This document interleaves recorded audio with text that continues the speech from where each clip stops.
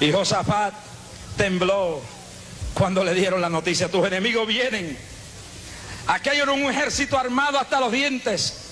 Aquello era un ejército que venía a destruir, a acabar. Y yo pregunto en esta tarde, ¿cuáles son los ejércitos que marchan hoy contra la humanidad? ¿Cuáles son los enemigos de las naciones y de los pueblos, de las familias y de los individuos en esta hora? ¿Cuáles son los moabitas que vienen a destruir y aplastar? ¿Cuáles son los amonitas que marchan? ¿Cuáles son los filisteos y cananeos que hoy quisieran destruir, hurtar y matar, como dijo Cristo acerca de la obra de las tinieblas? Algunos piensan en diversas opiniones. La humanidad tiene muchos enemigos. Uno de ellos es el hambre, y no lo podemos negar.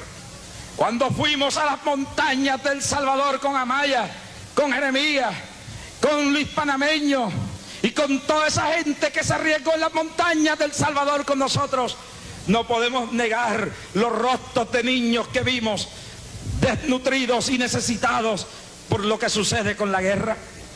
El hambre es un enemigo atroz y terrible. No podemos negar esa realidad. Que también miremos a nuestro alrededor y vemos que la enfermedad es otro enemigo de la humanidad. Son enemigos reales.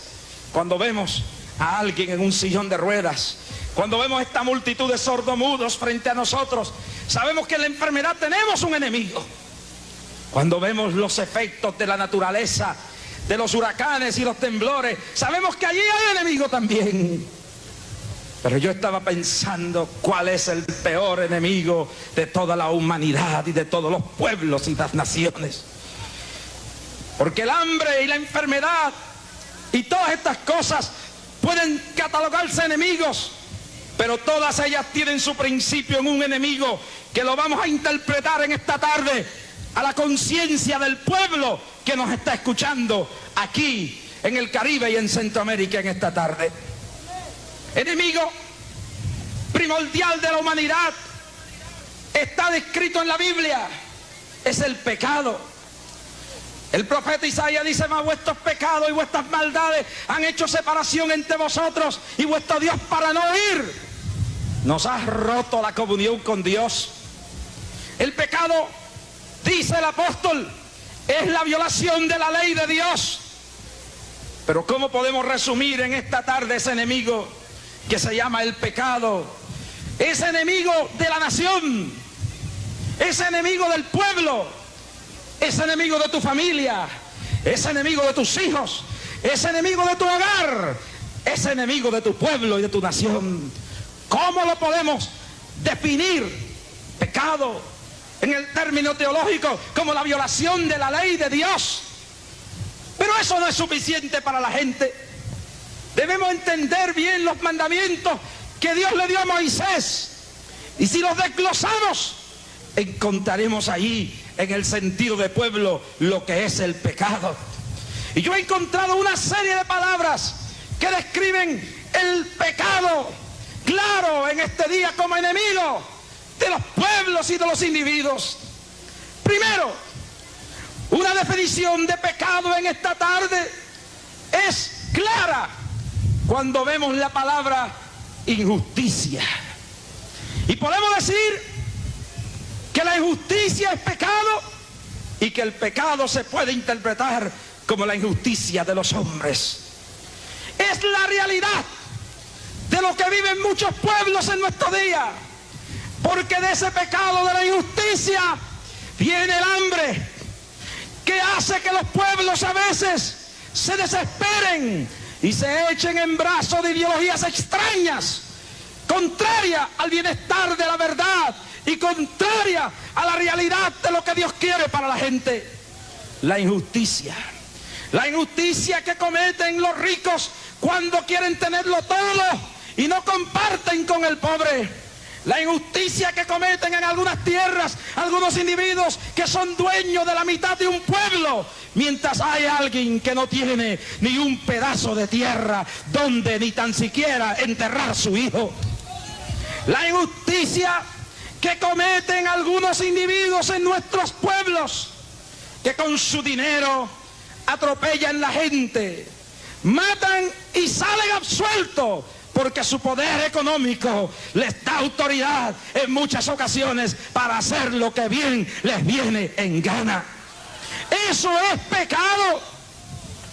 Esa es injusticia que sienta la gente por categorías económicas, hasta en algunas iglesias, donde ricos y dignatarios especiales tienen sillas especiales en algunos templos, y los pobres tienen solamente la calle donde pararse. Esa es injusticia la que en algunos lugares como África del Sur divide a blancos de negros y hace que un negro sea inferior a un blanco, cuando debajo de la realidad, la sangre que llevamos y el cuerpo que llevamos, a todos por igual nos ha hecho el mismo Dios, y cuando morimos vamos todos a la eternidad. ¿Cuántos alaban al Dios de la gloria esta tarde? La injusticia. Pero por otro lado, hay otra cosa que se puede interpretar como pecado, y es la inmoralidad.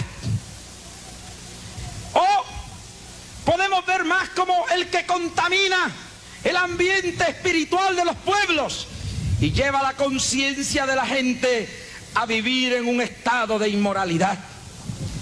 Y decimos, y lo hago claro aquí en esta tarde, aunque no vaya al sentimiento de lo que algunos quisieran que se interpretara esta realidad.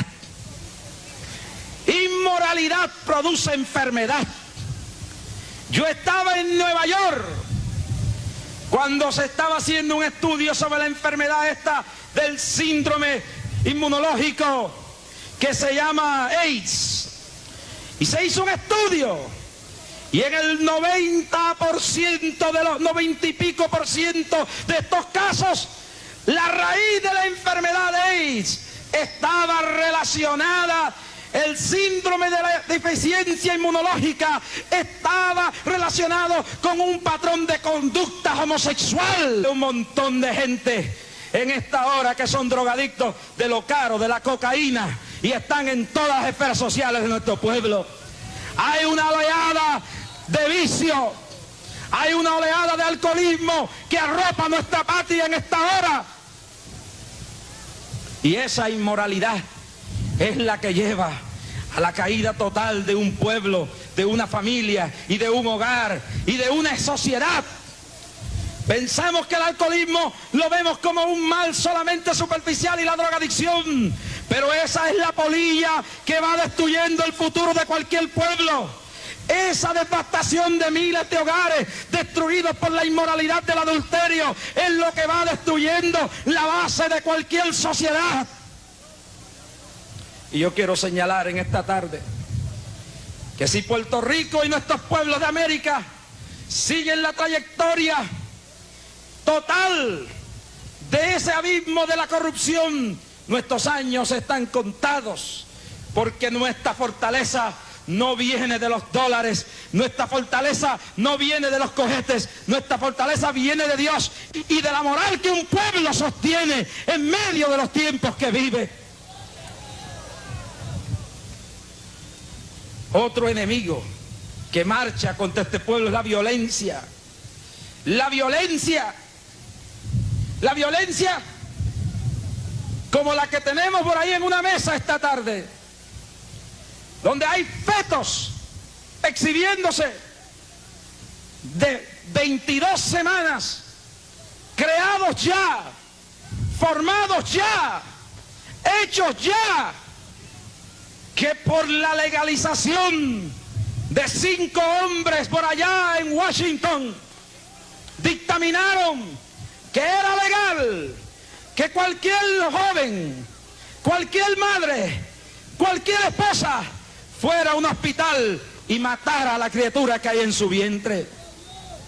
¿Cómo podemos nosotros decirle, cómo pueden los tribunales, cómo puede la ley decirle en esta hora a los criminales que no matan, cuando los señores del Tribunal Supremo hace unos años atrás le dieron la autoridad a la gente para hacer el genocidio más grande en la historia de América. Yo no sé si todavía esa exhibición está ahí, pero yo quiero que me traigan el feto que tienen ahí. Yo se lo quiero mostrar a ustedes. Hablamos de violencia, vamos a empezar de arriba para abajo. ¿Cuántos alaban al Dios de la gloria?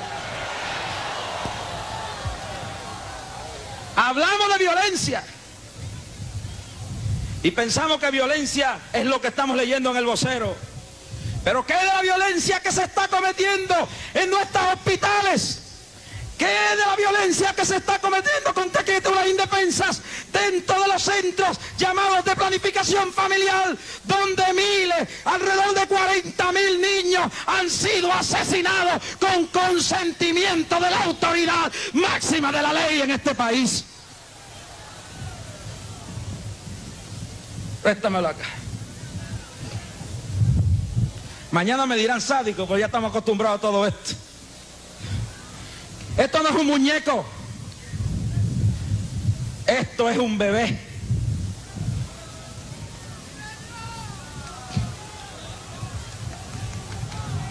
¿Quién mató a este niño? No fueron solo los padres.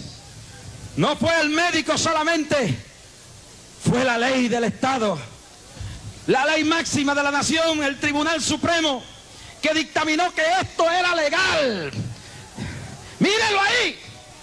Este pudiera ser el médico que pudiera estar operando a tu hijo. Este pudiera ser el próximo gobernador, quizás de aquí a 20 años o 30 años. Este pudiera ser el próximo psicólogo que pudiera estar tratándote. Aquí pudiera estar un abogado para sacar a tu hijo de la cárcel bajo la injusticia que pudiera estar. Aquí puede estar el hombre que pudo haber inventado la medicina contra el cáncer.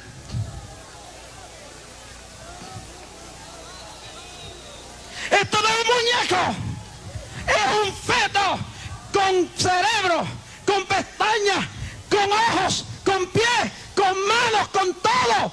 Que unos señores allá en Washington un día envenenados por el diablo dijeron es legal matarlo y después sentencian a otros por otros crímenes. El crimen y la violencia está institucionalizada por la ley misma en algunos países del mundo en esta hora.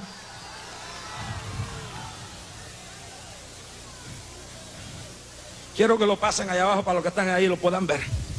¿Cuántos alaban a Dios?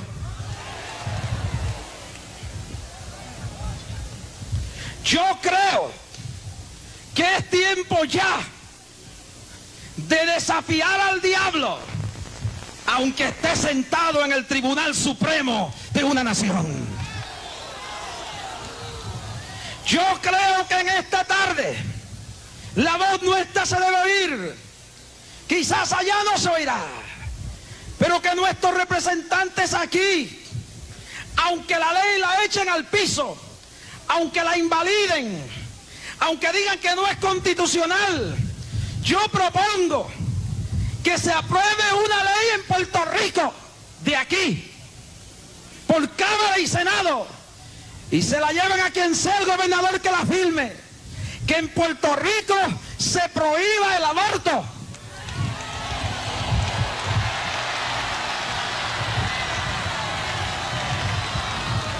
Y que tengan los señores de allá que decir que no es constitucional y que la sangre de esas criaturas caiga sobre aquella gente y no sobre el pueblo de Puerto Rico en esta hora. Basta ya esa violencia contra indefensas criaturas. ¿Cuánto lo dicen conmigo? ¡Basta ya! ¡Basta ya! ¡Basta ya! ¡Basta ya! Aunque digan que no sirve la ley, pero que allá tengan que tragarse, que ellos son los que tienen la responsabilidad y que hay un pueblo en Puerto Rico Rico que no está de acuerdo con que en clínicas está anunciándose por televisión y por radio, se anuncie como el cornflake y como los guineos y como las cuestiones de comida, la matanza de niños inocentes en nuestra patria. Se acabe ya esto de una vez y para siempre. La violencia cometida en nombre de las instituciones, la violencia que se comete en algunos países donde el que tiene dinero manda a matar a otro, la violencia que estamos viendo en nuestras calles, la violencia que contemplamos cada vez que un individuo entra a una casa y mata a una mujer, la violencia que vemos la semana pasada de dos personas picadas en cantos en nuestra patria, la violencia que vemos en El Salvador de hermanos peleando contra hermanos, la violencia que se ve en todo Centroamérica en esta hora. Hay que acabar con eso. Y yo creo que si hay un pueblo, no importa que sea católico, no importa que sea evangélico, que doble sus rodillas a Dios, interceda antes que venga el juicio, porque cuando hay violencia y esa violencia llega al cielo, Dios manda destrucción, porque dice que en los tiempos de Noé, una de las razones que Dios destruyó al mundo fue por la violencia que embargó aquel mundo. Y le digo a los pueblos de América, y le digo aquí a mi patria de Puerto Rico, que si esta ola de violencia no cambia, Dios va a empezar a azotar nuestros pueblos con fenómenos de la naturaleza para que nos arreglemos. Puerto Rico, hoy es un día bello, el mar está quieto, pero si nosotros no nos dedicamos al rescate moral y espiritual de este pueblo, un día la muralla que rodea esta isla hermosa se caerá y los huracanes entrarán. Un día las manos que aguantan esta tierra para que no se desintegre será quitada. Y sobre los escombros, quizás en el silencio del juicio, meditemos y pensemos que todos somos hermanos. Levante la mano el pueblo conmigo y repita la oración. Señor, ahora venimos delante de tu presencia para encomendar una vez más a esta patria que nos vio nacer, la tierra de Borinquen, para que sigas guardándonos. Cierra las grietas en el muro de tu protección. Echa fuera los demonios de odio, de violencia, de toda la basura del infierno. ¡Échalos! ¡Fuera! ¡Fuera! Y trae sobre nuestro país prosperidad espiritual y económica. Haz que tu presencia unifique esta familia como nunca antes. Toma dominio de Puerto Rico. Bendice a sus gobernantes y sus legisladores, que puedan unidos hacer lo que tú les ordenas hacer. Mira el año eleccionario, toma las riendas de la conciencia de este pueblo y que ahora, desde hoy, comience un avivamiento como nunca antes en la historia de este país. Mira la situación que vivimos al borde de una guerra mundial. Toma las mentes de los que gobiernan a Rusia y Norteamérica y dale entendimiento para resolver este problema. Mueve tu espíritu sobre la faz de esta tierra, sobre todo Borinquen.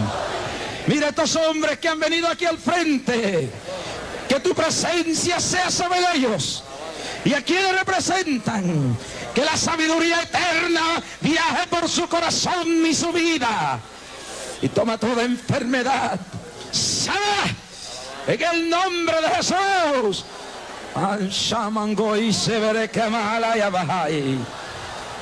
Señor, te ponemos a don Miguel Hernández Agosto, y a quienes Él representa en este día, y a aquellos que no han venido hoy, que vienen todos los años, como don Rafael Hernández Colón, y el gobernador de este país, que no está aquí en el día de hoy. Llena a este varón que ha venido aquí, llénalo de salud, llénalo de tu presencia. Urrabashama casa tagia, irrabasaya lai kibasaja, irrabaisai kibahaya, irrasai la ashahiamahai.